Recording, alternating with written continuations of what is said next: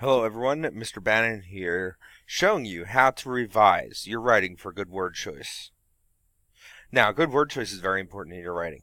It brings your writing to life. You're using words that sound new, you're using words that sound different. You're setting yourself apart from the other writers out there, and you're making your writing memorable.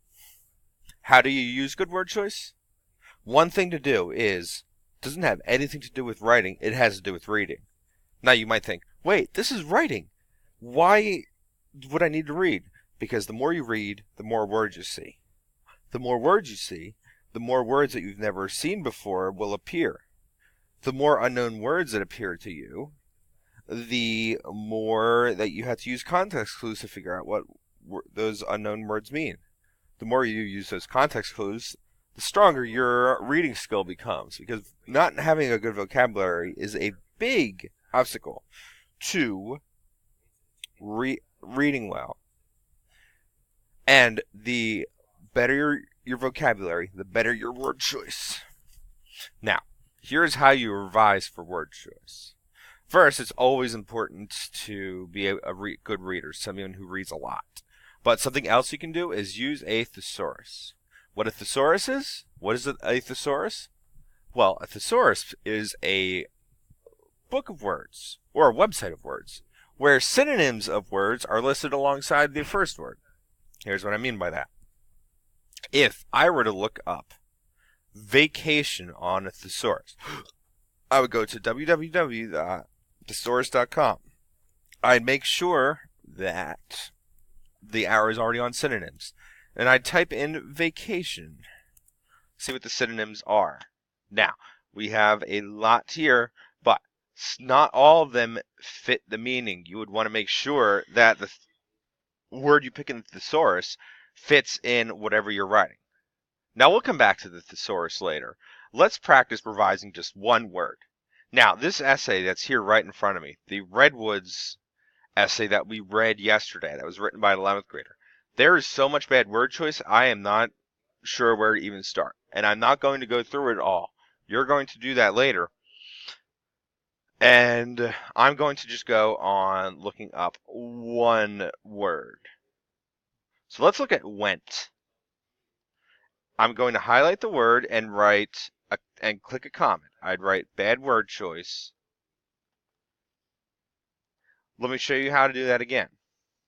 Highlight the word by clicking the mouse and dragging it with the button held down over the word.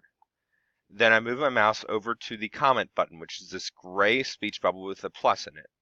I click it, it's the add comment button. I say word choice, weak verb, because that's exactly what it is, weak verb. Now, I look up went in the thesaurus. Now, let's see what we have. I flee. Well, fleeing, we have to basically look at these synonyms and see, do they make sense? So we click on flee. To run away or escape. Well, they didn't really run away on a vacation. That wouldn't make sense, so you can't use that. So let's go back and see what else. As I had said earlier, you have to make sure that the synonyms that you choose make sense. Let's say leave, that's kind of boring too. Move, moving can be a lot of things. That's boring. Pass, no, that's pretty boring too. Let's see, what else do we have? Travel. Ooh, travel could be good, especially because we're talking about a vacation. So let's replace it with travel.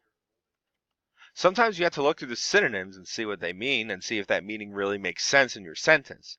So sometimes it can take a while. But again, what I encourage you to do is to figure out what is bad word choice and then replace it in one or two sittings. Just highlight what is bad word choice, what is boring, and go back to it later. We traveled on a we traveled. We need to make sure it's past tense because went was past tense. There is a lot here that can be fixed, but I just showed you one verb.